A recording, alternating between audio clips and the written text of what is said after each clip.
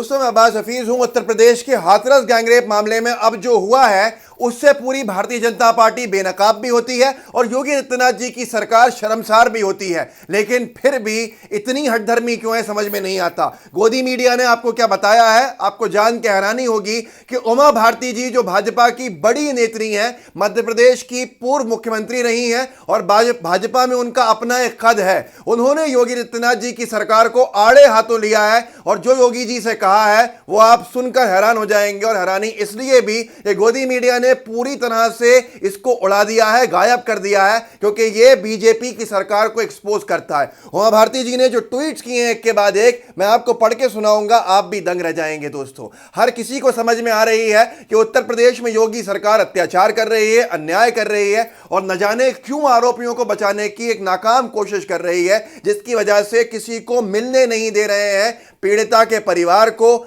जो अब इस दुनिया में नहीं रही। और उसी सिलसिले में उमा भारती जी ने ट्वीट किए हैं। सुनिए, उमा भारती जी ने एक के बाद एक कई ट्वीट्स किए हैं जिसमें आड़े हाथों लिया है योगी सरकार को और योगी जी से सीधे संवाद किया है।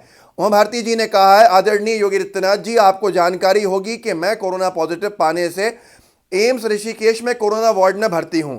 आज मेरा 7वां दिन है, ये हुआ है, लेकिन मैं किसी से मिल नहीं रही हूं, फ़ोन नहीं कर सकती, पर टीवी है जिससे कि समाचार मिलते हैं। मैंने हाथरस की घटना के बारे में देखा, पहले तो मुझे लगा कि मैं ना बोलूं। ये कौन कह रहा है? बीजेपी की मध्य प्रदेश की पूर्व मुख्यमंत्री और राष्ट्रीय स्तर की नेता उमा भारती जी, जो योगी जी के से भी कदम ऊपर हैं। उन्होंने लिखा है कि पहले तो मुझे लगा कि मैं ना बोलूं क्योंकि आप इस संबंध में ठीक ही कार्रवाई कर रहे होंगे, किंतु जिस प्रकार से पुलिस ने गांव की एवं पीड़ित परिवार की घेराबंदी की है उसके कितने भी तर्क हों, लेकिन इससे विभिन्न आशंकाएं जन्मती हैं। आपकी सरकार के ऊपर, उसके प्रशासन के ऊपर मतलब शक की सुइयां जाती हैं और शक के दायरे में पूरा मामला आता है कि क्यों नहीं मिलने दे रहा है भाई, घेराबंदी क्यों की हुई है। ये कौन कह रहा है? उमा भारती जी कह रही हैं, जिसका मतलब आप खुद समझ सकते हैं।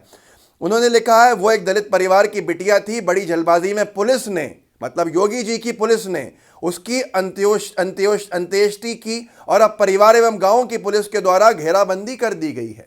उमा भारती जी योगी जी को आड़े हाथों लेके ये कह रही हैं कि बड़ी जल्दबाजी में पुलिस ने उसकी अंत्येष्टि की और अब परिवार एवं गांव की पुलिस के द्वारा घेराबंदी कर दी गई है। क्योंकि आपको खुद इसका मतलब समझना होगा उन्होंने जो बातें लिखी हैं। अगली चीज़ लिखी है उन्होंने, मेरी जानकारी में ऐसा कोई नियम नहीं है कि एसआईटी जांच में परिवार किसी से मिल भी ना पाए। इससे तो एसआईटी की जांच ही संदेह के दायरे में आ जाएगी, क्योंकि ये तर्क दिया जा रहा है उत्तर प्रदेश में बीजेपी की सरकार और उनके प्रशासन द्वारा कि भैया एसआईटी की जांच चल रही है, इसलिए हम किसी को भी गांव में नहीं आने देंगे और किसी को भी पीड़ित परिवार से नहीं मिलने देंगे। ना राजनेता मिल सकते, चाहे वो राहुल गांधी जी का कहना हो कि मैं अकेला जाऊंगा, तो आप अकेले भी नहीं जा सकते साहब, क्योंकि हम तो नहीं मिलने देंगे। एसआईटी की जांच चल रही है, रिपोर्टर्स को अंदर नहीं जाने देंगे, बात नहीं करने देंगे, जो कभी नहीं हुआ था। इसी के ऊपर उमा भारती जी ने जो बात कही है वो पूरी तरह से बेनकाब करती है उत्तर प्रदेश के जंगल राज को और योगी सरकार को। तो सुनिए फिर से, मेरी जानकारी में, ये कौन कह रहा? उमा भारती जी कह रही, मेरी जानकारी में ऐसा कोई नियम नहीं है कि एसआईटी जांच में परिवार किसी से मिल भी ना पाए। इससे तो एसआईटी की जांच ही संदेह के दायरे में आ जाएगी। जो आप जांच करा रहे हैं वो ही शक के दायरे में आ जाएगी कि आप किसी को नहीं मिलने दे रहे। और हमें आगे बहुत सारे काम करना है, ये है। और मुझे आपसे संदेहपूर्ण कार्रवाई से जो पुलिस की चल रही है उससे बहुत ज़्यादा चिंतित हूँ, विचलित हूँ। बीजेपी की छवि पे आंच आई है, इन्होंने साफ कहा है, लिखा है, तथा बीजेपी की छवि पे आंच आई है। उमा भारती जी ने लिखा है इसको। आप एक अच्छे शासक हैं, आपसे अनुरोध है कि आप मीडिया कर्मियों को एवं अन्य राजनीतिक दलों के लोगों को पीड़ित परिवार से मिलने दीजिए, क्योंकि योगी जी की सरकार ने रोक लिया है। आप कहें, मैं कहूं, सब कहें तो गोदी मीडिया कहती है राजनीति हो रही है, राजनीति हो रही है। वो गोदी मीडिया अब उमा भारती जी के बयान पे क्या कहेगी, पूरी तरह से साफ सूंघ गया है। और उमा भारती जी के एक के बाद एक तकरीबन 10 ट्वीट्स को एक तरह से दफना दिया है, चर्चा ही नहीं हो रही है। अगर ये कोई और दूसरी पॉलिटिकल पार्टी होती तो गोदी मीडिया उछल कूद कर सुना रहा होता, लेकिन ये सारी बेशर्मी की हदें पार हो गई हैं कि शिकवा किससे करें, गिला किससे करें। मतलब ये जो लोग थे जिनसे कर सकते थे, उन्होंने ही अपने आप को पक्षपाती बना दिया। उमा भारती जी ने साफ कहा है कि आप मीडिया कर्मियों को एवं अन्य राजनीतिक दलों के लोगों को पीड़ित परिवार से मिलने दीजिए। मैं कोरोना वार्ड में बहुत बेचैन हूं, अगर मैं कोरोना पॉजिटिव ना होती तो मैं भी उस गांव में उस परिवार के साथ बैठी होती। एम्स ऋषिकेश से छुट्टी होने पर मैं हाथरस में उस पीड़ित परिवार से ज़रूर मिलूंगी। मतलब आप चाहे तो रोको, कुछ भी करो, मैं खुद जाऊंगी वहां पर, उस पीड़ित परिवार से मिलने जाऊंगी और उनके साथ बैठूंगी वहां पर।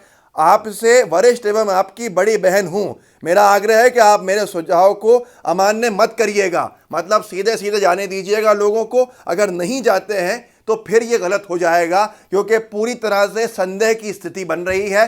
आपकी पुलिस, आपका प्रशासन जिस तरह से रोक रहा है, उससे पूरी एसआईटी की जांच भी शक के घेरे में आ जाएगी, आ गई है। ये कौन कह रहा है दोस्तों? ये कह रहे हैं उमा भारती जी के ये शब्द हैं। उमा भारती जी बीजेपी की एक बहुत ही बड़ी नेता है हमेशा से, और जिस संत समाज के से योगी जी आते हैं उस संत समाज की बड़ी नेता है। अब तो बीजेपी के नेताओं ने ही इनको बेनकाब करना शुरू कर दिया है। आप सोचिए, किले की तरह घेर दिया है पूरा गांव। उस दलित बेटी को जिसकी जीभ काट दी गई, सामूहिक बलात्कार कर दिया गया, पूरा उत्तर प्रदेश का प्रशासन यह कहने में लगा था कि वो झूठ बोल रही है, कोई बलात्कार नहीं हुआ है, सिर्फ हत्या हुई है, पुरानी रंजिश की वजह से हुई है। और जब प्रेशर बना तो उन्होंने 8 दिन के बाद मेडिकल कराया, जो 48 घंटे में होना चाहिए था। उस मेडिकल के अंदर कैसे आती हैं सारी चीज़ें, तो उसको आधार बना के कहना शुरू कर दिया कि साहब कुछ नहीं हुआ।